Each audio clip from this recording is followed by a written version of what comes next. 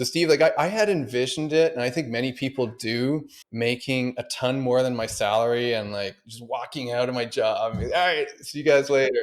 But it did not happen like that. It was more of a stepping stone.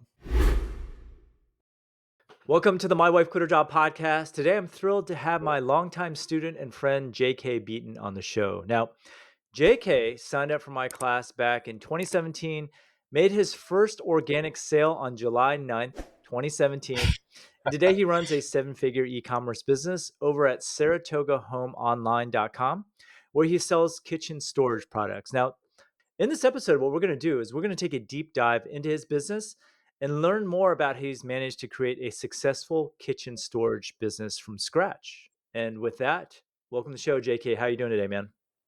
Steve, thank you so much for that great introduction. I'm doing great. Excited to be here and share with everyone.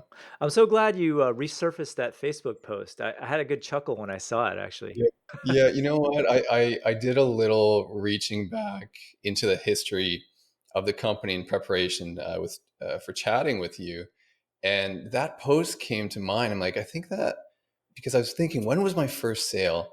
And I brought it up, and it was such a trip to look back and see people who I call friends today. So Amanda Wittenborn hmm and um, Natalie Mounter, and you, of course, commenting on the post back then and seeing where things are at now. It's amazing. Yeah. So, just for everyone listening, I think you wrote something like you were jumping for joy at your first sale. I can't remember the exact words you used, Yeah, but yeah, it made me jump. something like that. And I mentioned my son, who was 3 at the time. He's now 9.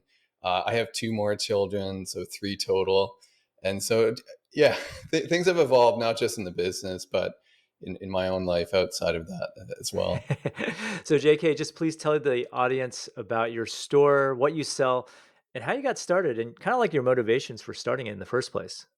Sure.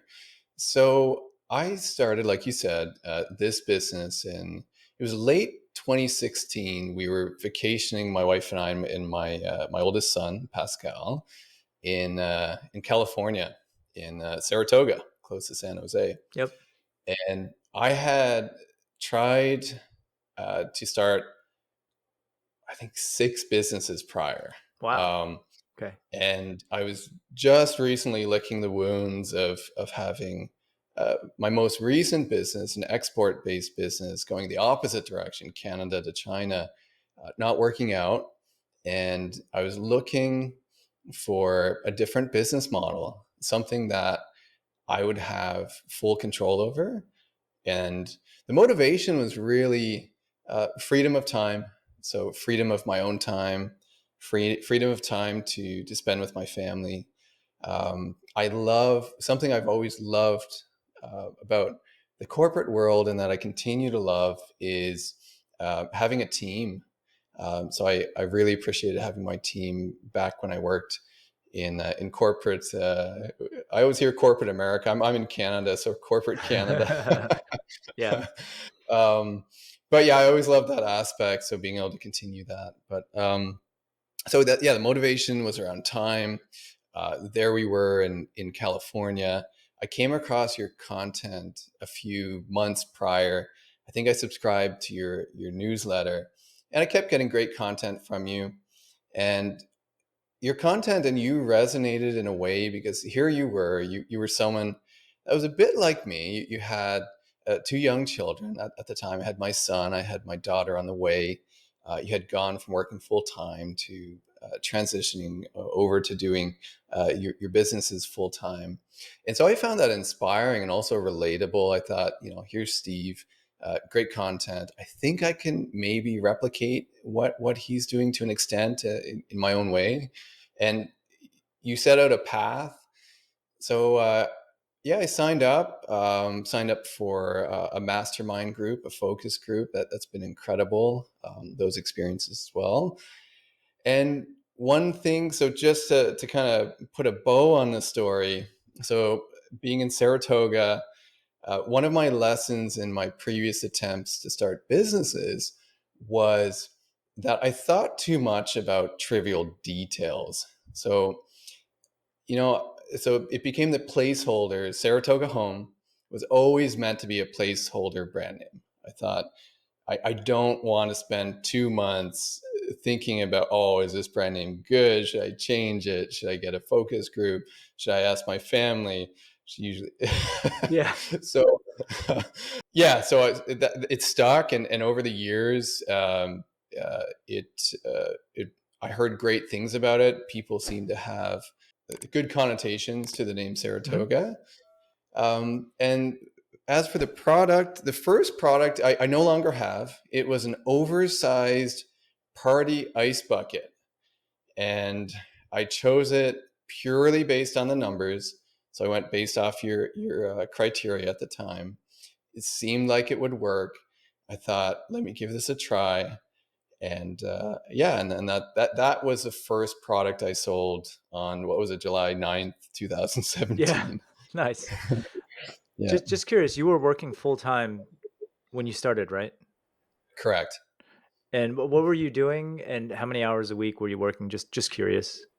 Yeah, sure. So I was working for a large university in Montreal in a management position in student recruitment. So international student recruitment, which saw me traveling worldwide Mm. 3 months of the year. So I was working in the office, my 35 to 40 hours a week, but then I was also traveling extensively throughout the year. Okay. And then you made it work, though. How many hours were you devoting to your business in the beginning? So I tried to be disciplined and uh, at least an hour or two a day. Okay. So my thing was do an hour or two a day, do what's right in front of you, and then the next day do the same thing, and then just rinse and repeat. Nice. Let's talk about that first product, because in Ice Bucket, we actually have one in our garage. It's quite a Okay. big product, right?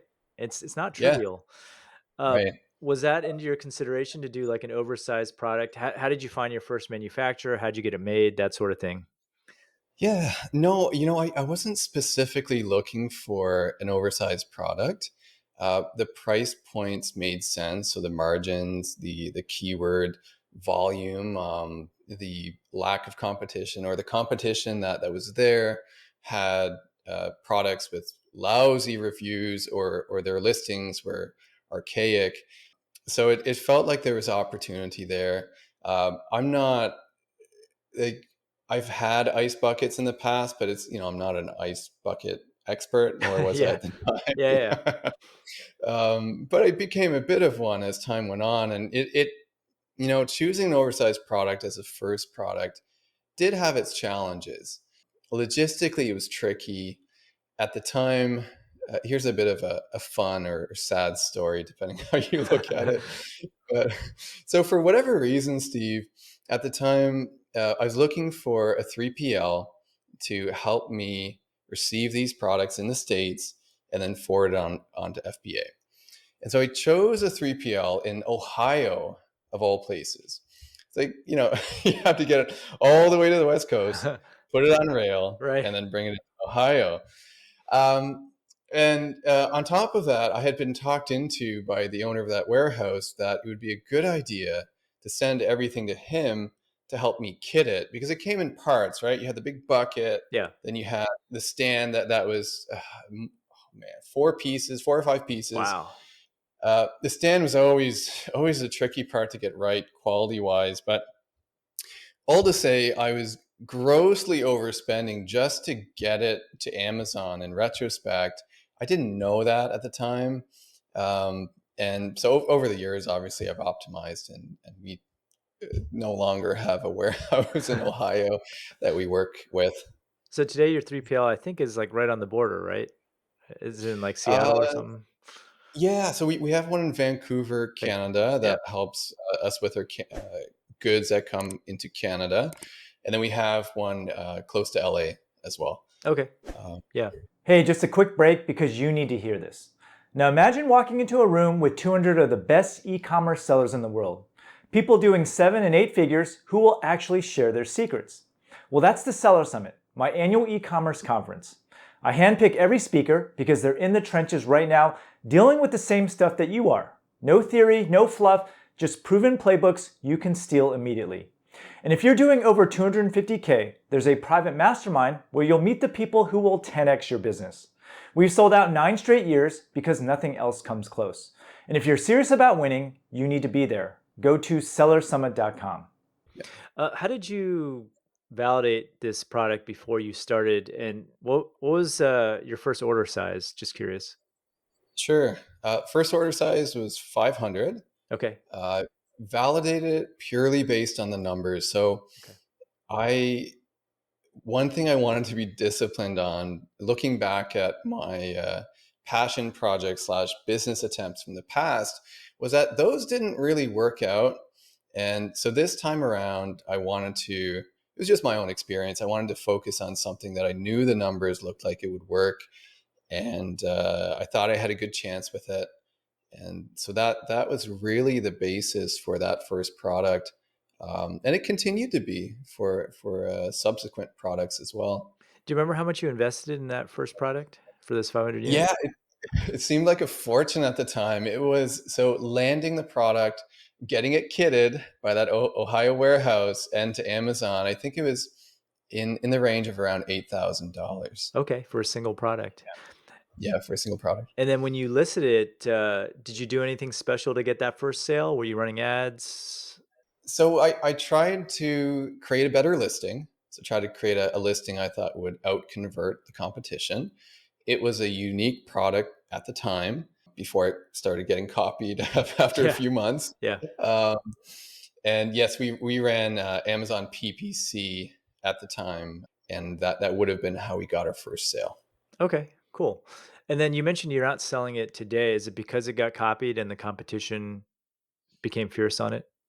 Yeah, that's part of it. It was that the margins decreased on it. I think as my business sense got stronger, realized it wasn't that great of a product, and there was also the opportunity cost of, $8,000 for the initial order. So if you're ordering 1,000, 2,000 of these, you have a lot of money tied up in it. Hmm. At the time, I think the first year the net margin was around 10%. So not a lot, right? Right. So the thinking became, uh, I don't have a ton I want to tap into from my savings. So let me cut this product. It was tough. It was tough cutting your first product, Yeah. um, but it allowed me to launch three more products that all did very well. So these products that you have, and I've taken a look at your website and your products, are you designing those yourself, or how are you getting them made and conveying the design that you want? Yeah, so it's evolved over the years. In the first year, it was me taking a picture, pointing out things with a program like Snagit, or doing hand sketches. I'm a lousy drawer, so I don't know how they understood that at the factory level. And then being disciplined on sampling. So going back and forth on multiple iterations until they got it right. It's evolved over the years. So we now have someone part time that helps. They're a professional product designer, and so we look at uh, different aspects of the product. We look at the functionality, we look at the aesthetic, we look at what's out there. We heavily use polling, so A/B testing before we launch products. So it's matured the way I've done it over the years, and it's still one of the most fun and terrifying aspects for me in the business because you want to get it right, and it's fun trying to get it to the point where you think it's right. For polling and surveying, are you using PickFu or some other service? Yeah, we've used PickFu. We've also used Product Pinion. I like them both. Okay. And then in terms of the actual manufacturer itself, did you find your first factory on Alibaba? Yes, yeah. Back in the days through Alibaba. And has that evolved? Do you have a sourcing agent now, or I know you help people with it, so that's why I'm asking. Yeah, that's right. So Okay. it definitely has evolved. So back in 2021, when the high pandemic sales were starting to come down, and at least in my space, in the home goods space, my major factory was cutting staff. And so they were cutting the rep that I had worked with for years had always appreciated. She was so detail oriented, and you really knew the market. She had been in the space for decades, working in factories and trade companies, Western companies and Chinese companies, and so it initially became, "Hey, would you be interested in consulting for us? I'd love to get like a behind the scenes take on what you're seeing and how we can improve our quality and our pricing and our time to market and all that." Mhm. Um, and fast forward, it became that she was full time for us within a couple months. We were testing it, and it worked well for her, worked well for us. And so we leveraged that. She's been full time on the ground with our factory since she started in the fall of 2021. And Awesome. it's been incredible. Yeah. No, that's cool. Yeah. Uh, I've looked at your products also, and I just did like a cursory look on Amazon. There's actually quite a bit of competition. So how do you stand out? Is it just by nature of you constantly releasing new products? And I mean, basically, what I'm asking is, what would you say is your superpower with the product you Yeah. make? Yeah, Sure, sure. So it is a challenge. I'll say that first off. It is a challenge to stand out, especially in the last couple of years. I feel the competition that's come in has grown uh, through the pandemic. It put a lot of eyes on e-commerce. hmm Um, so competition's grown. We try to separate ourselves with our branding, with our packaging, with the unboxing experience, where a lot of our competition, their boxes will ship out in a plain cardboard box. We'll do a nice white box with a nice marketing insert that tells a bit about our brand story. We'll look at differentiating our products in different ways. We've tried IP in the past, so we filed design patents, which are still pending. Though those take a while.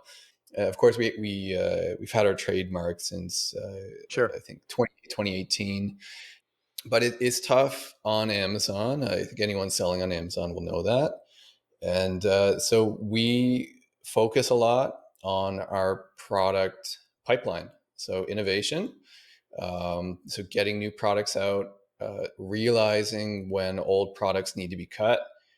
So right now we have something like 10 products in the pipeline at various stages. We have 3 in production. We have other ones, not all 10 of those will get launched. A good half, if not more, will get cut. But we've made it a focus to really focus, hammer down on our product pipeline. Would you advise getting a patent? I don't know. I think I can't fully speak about it because we haven't gotten a completed patent back yet. Okay, It seemed like a good idea, because apparently through brand registry on Amazon, there is enforceability around that. So look, maybe in our next conversation, I'll loop back to that and let you know where things are at. well, what triggered it actually? Have you gotten attacked in the past or copied directly? Well, it was twofold. So one was being able to put patent pending on our listing to dissuade competition from thinking we were low hanging fruit. hmm That's number one. So I think in that way, it was probably worth it in itself. And secondarily was using brand registry to enforce our unique products on Amazon. So if someone's outright copying our design, especially the aspects that we've patented, then brand registry should be able to step in and help out. Yeah, I mean, have you taken advantage of that to knock off certain brands? Or We've had very varied success. So we've definitely used brand registry. We have some copyrights as well that we've used for our images. If someone is outright copying our images, usually brand registry is good yeah, at not suppressing the listing I found, but suppressing the actual image they use. So Hmm. they'll knock out image 2 on the competitor's listing if that was the one that was causing trouble. In terms of your supply chain, you mentioned you use a 3PL. A couple of questions there.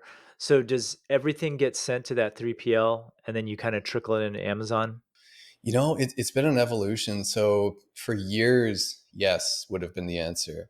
In the last couple years, with the market shift, we've been looking for ways to increase our margins.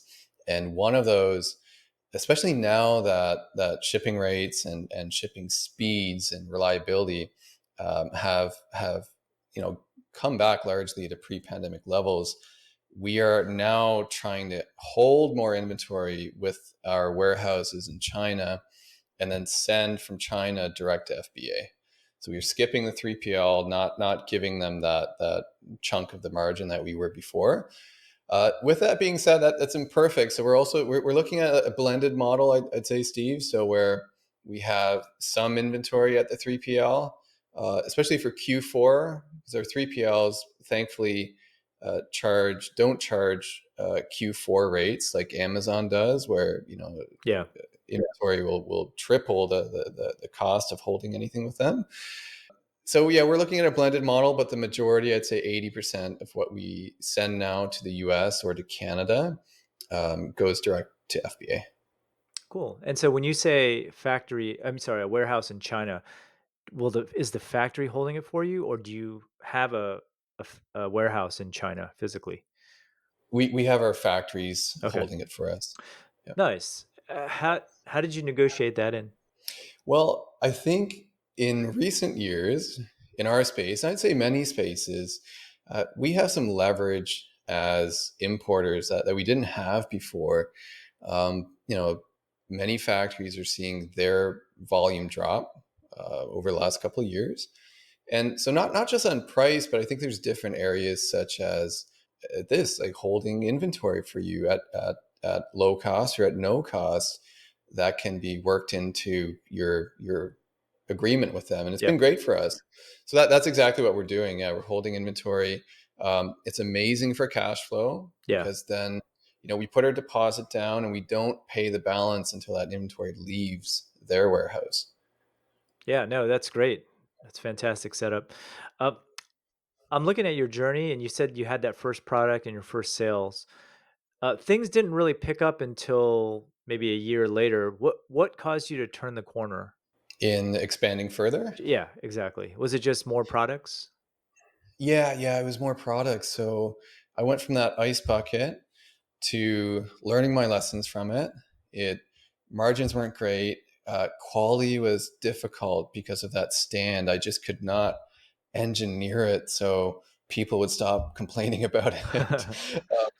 So I pivoted from that, did my research again, and found three products. It was a set of storage baskets, three-tier storage baskets, which still are selling to this day, salt and pepper shaker set with a caddy, and a planter pot set, which we just cut. So went for those three products. That was a huge step for me at the time. Going from the initial PO, I think that one was something like $25,000, which it's like going to the gym. I've over the months you'll be able to lift a little bit more, but Yeah, it feels different because you still every time you go to just before you hit the button to transfer that money, you grit your teeth and you're like, oh, is this I the know right exactly decision? how that feels. Yeah. What is your criteria for cutting a product? We look at profitability. Okay. There's some. I had thought about the concept of the lost leader concept. I don't think it really applies to an Amazon business. Exactly. Yeah, I In don't think it does either. Yeah. Yeah, okay. Um, so I don't see a lot of benefit for having products that are barely profitable, or in some cases not profitable.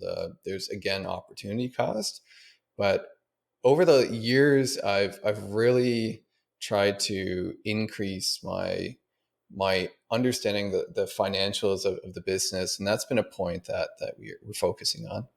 Just curious, what is your threshold on margin? Okay. Yeah. So threshold now it changes. So now anything that's net 15% Okay. or less, we're usually looking at cutting. Anything 15 to 20% ish, we're keeping an eye on. and we don't cut right away. We'll try different things to boost the product. Like we don't.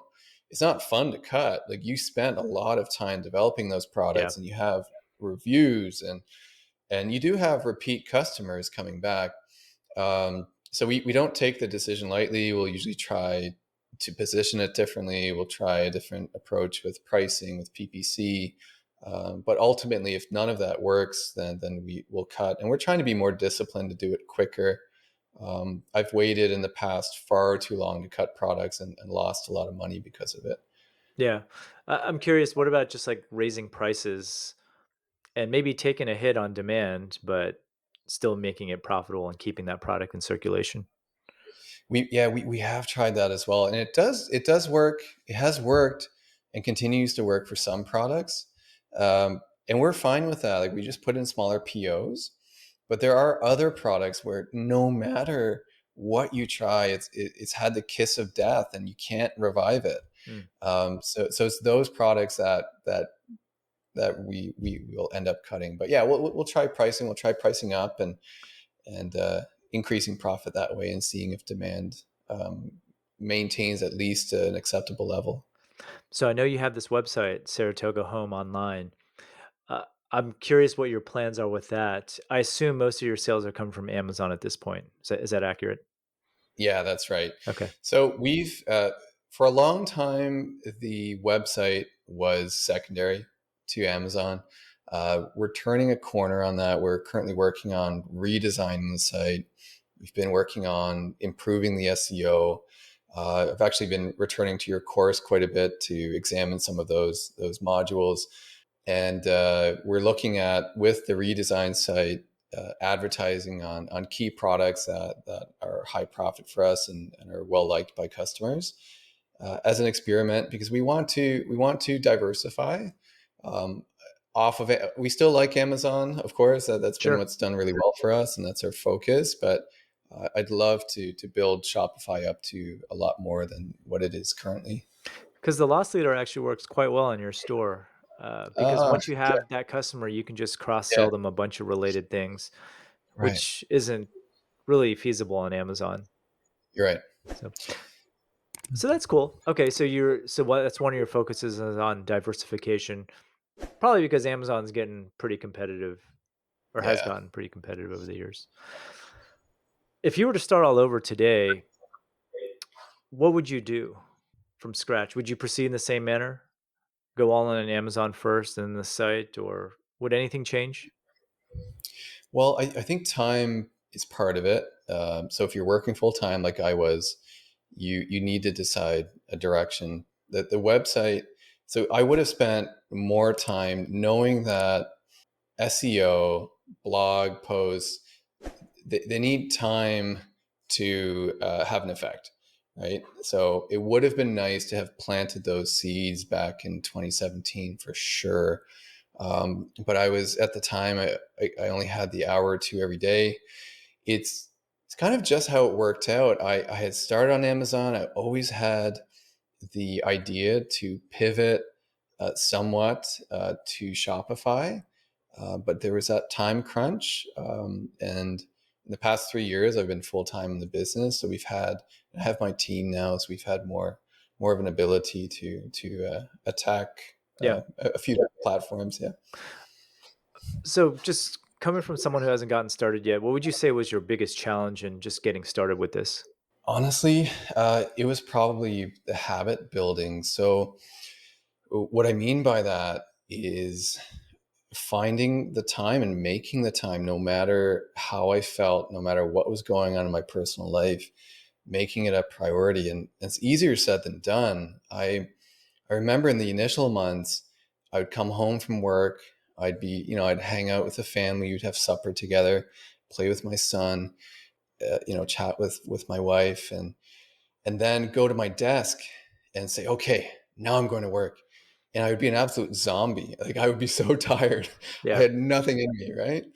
And that frustrated me for months, but I made it work. And but it gets to a point where you're banging your head against the wall. I'm hardly getting anything done. I'm sitting at the computer for 2 hours, and honestly, my output is likely equivalent to if I had spent 10 minutes at a different time of day.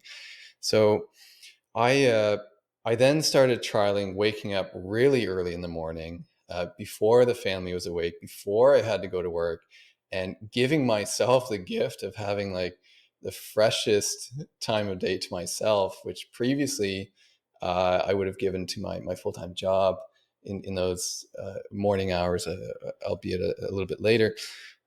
There's something, maybe the last thing I'll say on this point, and I was listening to a podcast, it's 2 or 3 years ago, and they were interviewing this really successful artist. I can't remember her name, but so the host asks her, "What do you attribute your success to?" And her answer was getting in the taxi every day.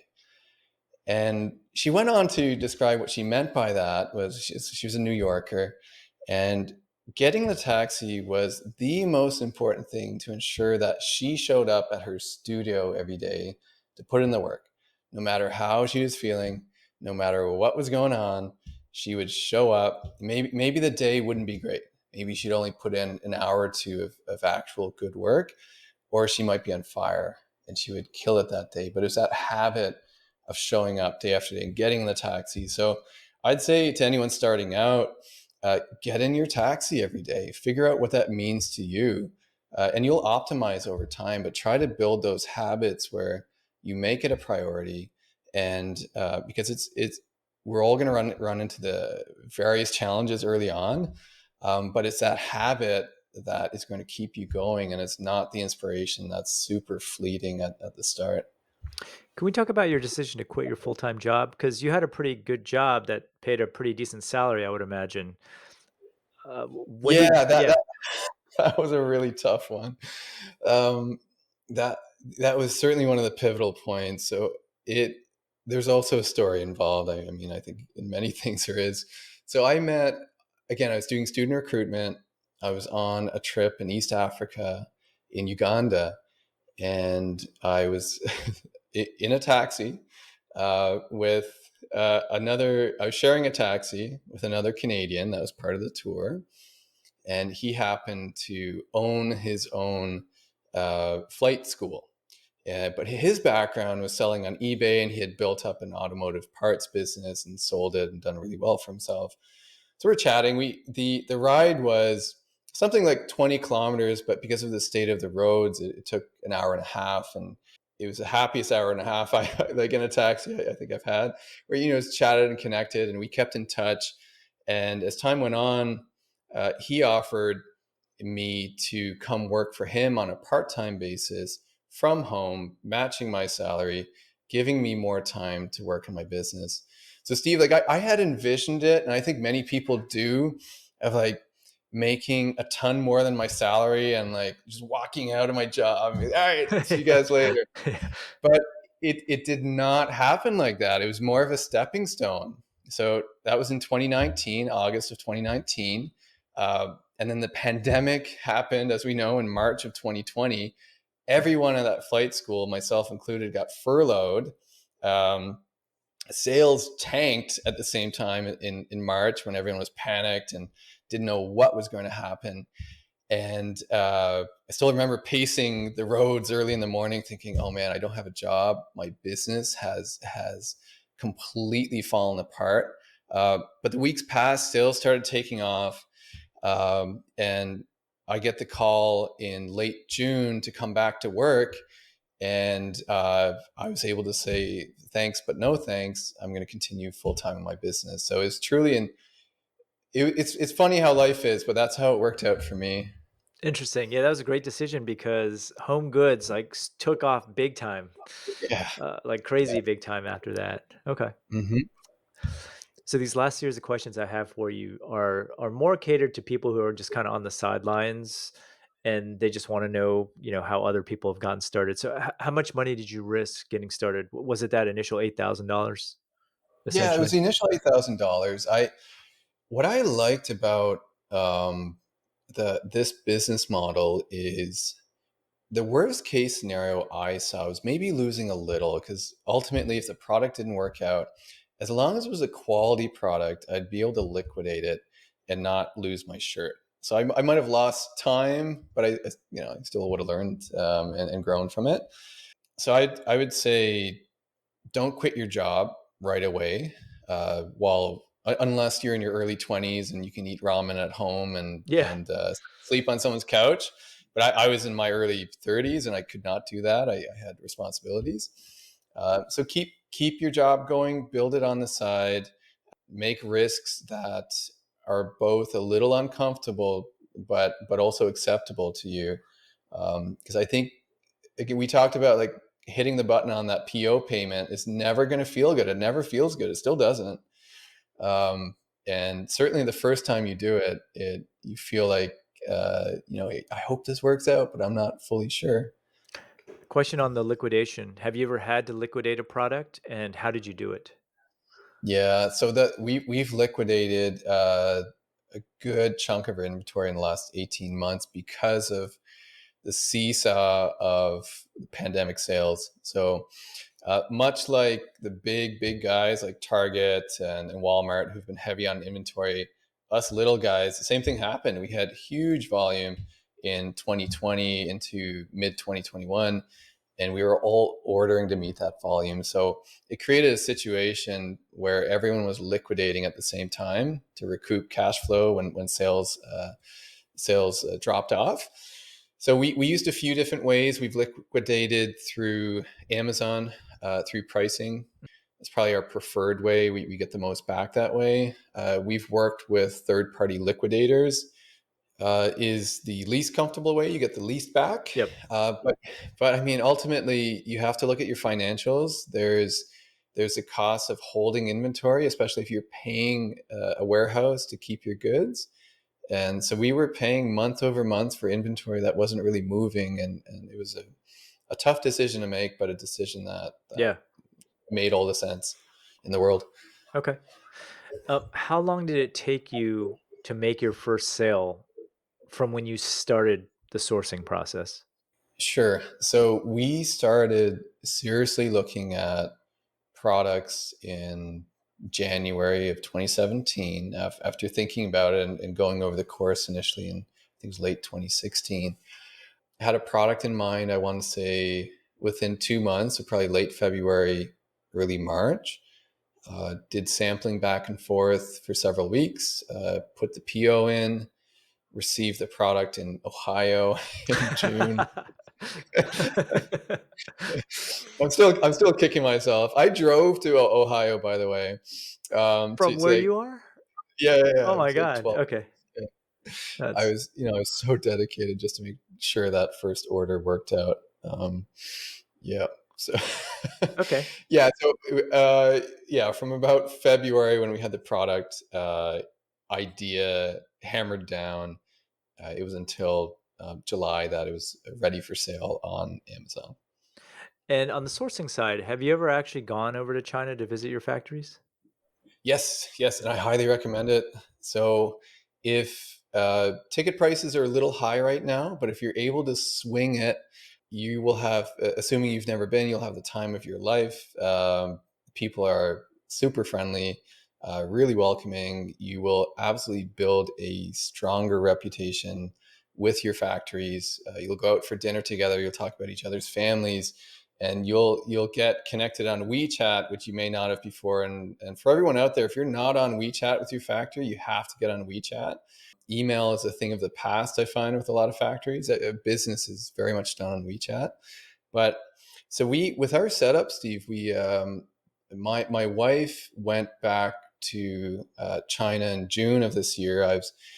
I remember it very well because I was home alone with the three kids and had to manage that and everything. Um, so we started also on the side a boutique sourcing agency back in early 2022, and we've been working with a handful of customers between 5 and 10. So she went back to do visits for our customers. We did some training on the ground. We're looking at hiring another person in China to build that out a little bit more. There's a great event every year, which is twice a year, the Canton Fair. It's a good opportunity for folks to go to China. It generally will be more expensive during that time because flights go up, hotels go up. I don't know if I'd go to the Canton Fair if you were brand new, unless you had to afford the trip. Mhm. But it would be a great trip to have for someone that's in a slightly more mature business, maybe a few products in hand. They want to meet more factories. They want to get a sense of what's out there. It's funny because the Canton Fair, in many ways, is how we got started. I mean, the Ah, first vendor we interesting. found was actually through Google, kind of Yeah. randomly. But I remember that first trip to the Canton Fair, we came home with like a whole bunch of suppliers and new products, and that's what launched the whole thing. And it was so quick. It Mm. was so quick because everyone had their products there. We could talk to them. They even had samples made on the fly that got to us within 2 days. Oh, nice. Okay. So I think, yeah, it does. It is expensive. I would say you're probably going to spend Yeah. like 5 grand maybe to Yeah. go, Hmm. but I think that's worth it. Just from a time perspective. Yeah. Yeah. Yeah. Yeah. No, that's a good counterpoint. I if you have the cash to spend, take the trip. It's going to blow your mind. You'll Yeah. meet a ton of factories. But I've also been to Ningbo Hmm. or sorry, Iwu, Iwu. where Okay. I don't know if yeah, Iwu there is you go. worth going to personally. No, Yeah. I wouldn't Yeah. recommend it. Yeah.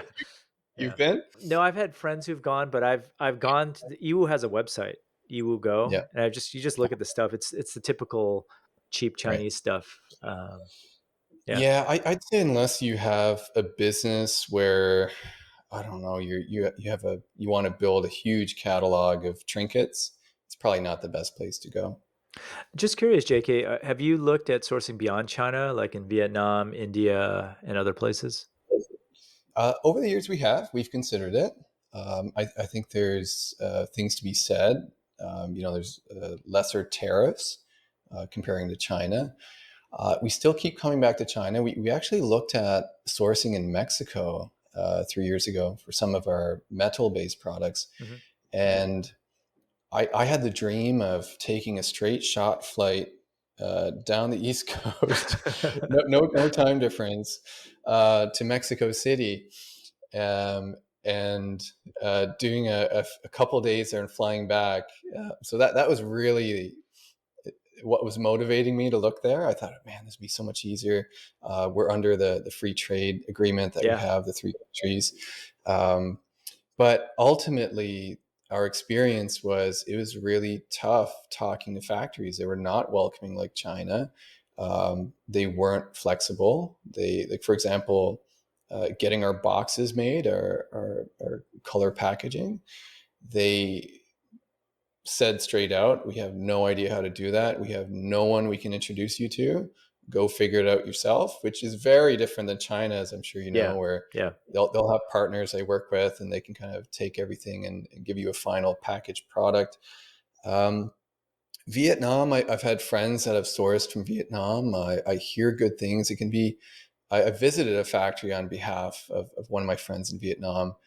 What I've heard is it can be a little tricky getting in the door with factories. It's not the same as China. It's perhaps not as easy to find factories in China, in Vietnam, as it is in China. I don't think they have a site like Alibaba that Yeah, can they easily don't. go on. Yeah.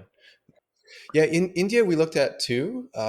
They have some, I think, some great areas of specialization.